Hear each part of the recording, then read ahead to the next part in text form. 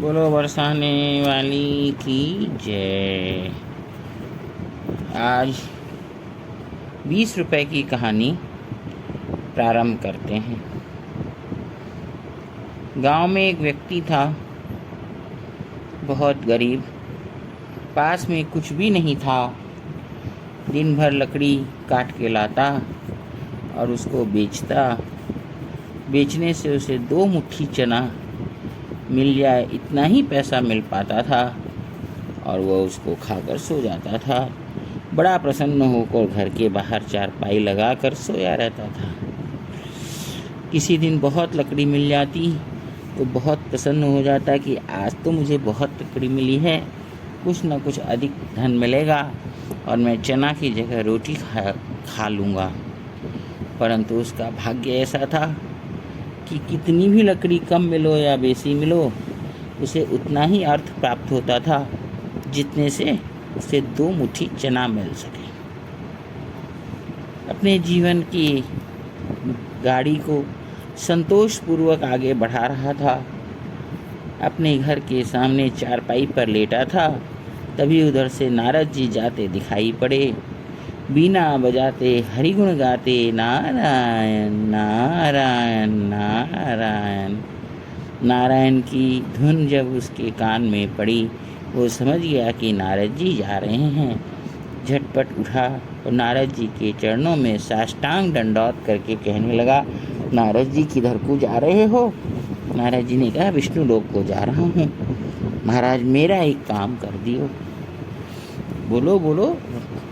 वो गया वो आया, अभी विष्णु भगवान से पूछ के तुम्हें बताता हूँ। बोलो।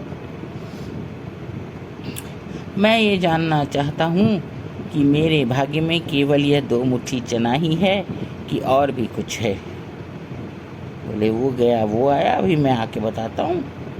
विष्णु भगवान के पास गया। विष्णु भगवान ने कहा कि इसका मेरे पास एक खाता है, उसमें इसके 20 रुपये जमा हैं। उस 20 रुपये के ब्याज में मैं इसको 2 मुट्ठी चना रोज़ देता हूँ। इससे अधिक न तो उसका कुछ है और न उसे कुछ और अधिक मिल सकता है। नारद जी ने आकर यह बात उस व्यक्ति से बतला दी। उसने कहा, नारद जी आप तो परोपकार करने में बहुत निपुण हो, मेरा एक काम और कर दो। विष्णु भगवान से कहना मेरा 20 रुपया मुझे लौटा दें। मुझे अब और जमा रखने की ज़रूरत नहीं है और मैं ये 2 मुट्ठी चने और नहीं लेना चाहता। मेरा ये 20 रुपया मुझे लौटा दें। नारद जी ने कहा, अगर 20 रुपये तुम ले लोगे तो तुम्हारे पास तो ये चने भी बंद हो जाएंगे, तुम भूख मरोगे, कैसे रहोगे, कैसे जीवन यापन करोगे? उसने कहा, महाराज बस आपका बहुत बड़ा उपकार होगा, मेरा वो 20 रुपया मुझे मिल जाए एक बार, मैं एक बार जी भर के 20 रुपये को देख लूँ, उसके बाद कुछ सोचूंगा। अंदर आकर अपनी पत्नी से बतलाया कि ऐसे से नारद जी ने बताया है और मैंने 20 रुपया वापस मंगवा लिया है। अब उस 20 रुपये से अपने को नगर भोज करना है और सत्यनारायण भगवान की कथा करनी है और उसके बाद प्रसाद पा के अपने सो जाएंगे। दूसरे दिन से तो कुछ मिलने वाला नहीं है। पत्नी भी उनके हर बात पर सहयोग किया करती थी। बोली, बहुत अच्छी बात है, आपने जो विचार किया है अत्यंत सुंदर विचार है, अपने ऐसा ही करेंगे। नारद जी ने आकर बताया कि विष्णु भगवान ने कहा है कि उसको थोड़ा समझाओ, अगर मेरे पास से ये 20 रुपये चले गए तो फिर तो वह 2 मुट्ठी चने को भी लालायित हो जाएगा और कैसे अपना जीवन यापन करेगा। उसने कहा, मुझे इसकी चिंता नहीं है, पर मुझे मेरे 20 रुपये की आवश्यकता है। तो नारद जी ने कहा कि विष्णु भगवान ने कहा है प्रातःकाल 4 बजे उसके तकिए के नीचे 20 रुपये उसको मिल जाएंगे। उसके बाद लेकिन मेरे पास उसका हिसाब बराबर हो गया, अब उसका कुछ भी जमा नहीं है, उसके बदले में उसे भोजन दे सकूं ऐसी भी कोई स्थिति नहीं है। वह व्यक्ति कहने लगा कि बड़ी खुशी की बात है, प्रातःकाल 4 बजे मुझे 20 रुपये मिल जाएंगे, मैं तो बस पूरे नगर को भोज करूँगा और सत्यनारायण भगवान की कथा कराऊँगा, बहुत ही जीवन में पहला अवसर मिलेगा, इसलिए मेरे बहुत ही प्रसन्नता का दिन है। अब उसे नींद नहीं आ रही है। 20 रुपये कवा में जैसे ही लेटता है, तुरंत अपना तकिया उठाकर देखता है 20 रुपये तो नहीं आए। घड़ी देखता है 4 तो नहीं बजे। इसी प्रकार करते करते उसे रात्रि व्यतीत हो जाती है। तीनों घर वाले और अपने अपने कक्ष में सो रहे थे। ये तो 20 रुपये के लिए पागल हुए जा रहा था। अपने बाहर चारपाई पर सोकर तकिया के नीचे 20 रुपये आने का इंतज़ार कर रहा था। थोड़ी थोड़ी देर में तकिया उठा कर देखे और फिर घड़ी देखे, 4 नहीं बजी है, रुपया आने ही वाला होगा। 4 नहीं बजी है, रुपया आने ही वाला होगा। अब भगवान ने देखा कि ये इस तरह जगता रहेगा तो मैं इसके तकिए के नीचे रुपया रखूँगा भी कैसे। इसलिए उन्होंने अपनी माया से उसे 2 क्षण के लिए उसकी पलक झपका दी और उसको नींद आ गई। भगवान ने झट रुपया रख दिया, उसकी पलक खुली और उसने देखा 4 बज गई। जल्दी से तकिया उठाया, वहाँ 20 रुपये रखा था। उसने जल्दी से अपनी पत्नी से कहा कि मैं जा रहा हूँ ब्राह्मण और रसोई और बनाने वाले और सबको निमंत्रण देने, तुम घर की सफाई कर दो जल्दी जल्दी। अपने सत भगवान की कथा करके पूरे नगर को निमंत्रण दे के भोजन कराएंगे। जीवन में पहला और अंतिम अवसर मिल रहा है, ऐसा तो अपने को बहुत पहले ही कर लेना चाहिए था। पत्नी भी बड़ी साध्वी थी। उन्होंने कहा आपके कोई काम में विघ्न ना आए, इसलिए आप कुछ ऐसा करो कि अभी अपने जो 20 रुपये आपको मिले हैं, इनमें से कुछ भोजन की व्यवस्था करवाओ, जो सबको भोजन दिया जाए। वह व्यक्ति कहता है भाग्यवान, मैंने तो पहले ही पूरे नगर को निमंत्रण देने की सोच रखी है। जब एक भी व्यक्ति बचेगा ही नहीं तो वह ब्राह्मण है कि दरिद्र है कि क्षत्रिय है कि वैश्य है, यह सोचने का अवसर ही कहाँ है।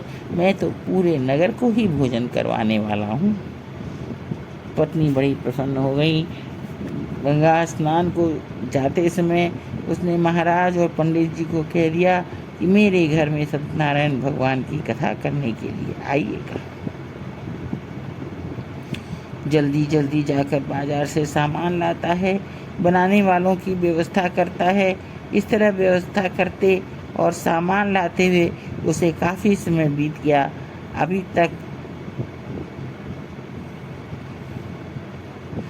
अभी तक उसे यह समझ में नहीं आ रहा था कि किस प्रकार से प्रारंभ किया जाए। पंडितों ने कहा कि सत्यनारायण भगवान की कथा की पूरी तैयारी हो गई है, जजमान आप आकर कथा का पूजन करें। सपत्नी बैठकर उसने कथा के आसन पर बैठकर पूजन प्रारंभ किया। पूजन हुआ, सत्यनारायण भगवान की कथा संपन्न हुई। पूरे नगर में ढिढोरा पीटा हुआ था। एक एक करके व्यक्ति आ रहे हैं और भोजन करके तृप्ति का अनुभव करके जा रहे हैं। सब कहते हैं भोजन तो बहुत बार किया था, पर ऐसा स्वादिष्ट भोजन तो आज ही मिला है। मुझे लगता है कुछ कुछ हमें घर भी ले चलना चाहिए। कुछ लोग खा रहे हैं, कुछ लोग बांध कर ले जा रहे हैं। वह देखकर सबको नज़रअंदाज करते जा रहा है कि को खाओ चाहे ले जाओ, मुझे तो सबको खिलाना है।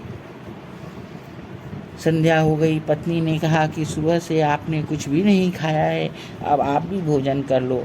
उसने पता लगाया नगर में कोई भोजन करने से बाकी तो नहीं है। 3 व्यक्ति बाकी थे, उनको सादर बुलाकर भोजन कराया। उसके बाद उसने बैठकर भोजन किया।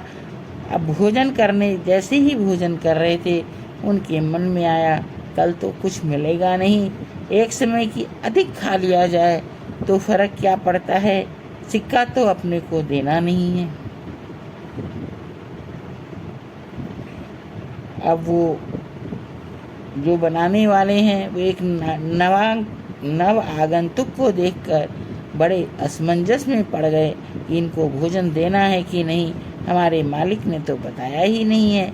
नव आगंतुक की बाट जोहते तो इन्होंने अपना भोजन भी नहीं किया था। इसी प्रकार से सबको बैठाया और बैठा के भोजन प्रारंभ करवाया। वे 6 जन जो बच गए थे उन्होंने भोजन किया, तृप्ति का अनुभव किया। उसके बाद टीका लगाकर जो सबको दिया वो इनको देने पर इन्होंने लेने से इनकार कर दिया और कहा, मैं भोजन के लिए बुलाया गया हूँ, सामग्री लेना मेरा उसूल नहीं है। बोले, भोजन के बाद दक्षिणा तो देनी ही पड़ती है, तो ये आप दक्षिणा स्वरूप मेरे तुच्छ भेंट को स्वीकार करें। उन्होंने कहा, ठीक है, कोई बात नहीं है, जैसी मर्जी आपकी उसी प्रकार आप कर लीजिए। सब कोई भोजन करके जा चुके हैं। अब यह भोजन करने बैठता है, भोजन करके निश्चिंत होकर जाकर चारपाई पर सो जाता है। आज रात्रि में बहुत अच्छी नींद आई, कारण उसे यह कोई चिंता नहीं थी कि 20 रुपये आएंगे। जैसे ही 4 बजती है उसकी निद्रा भंग होती है। वह उठता है और सोचता है कि 4 बजे हैं, अभी से जमुना तट पर जाकर क्या करूँगा। कुछ देर विश्राम करने के बाद मैं जाऊँगा और उसको चढ़ाया।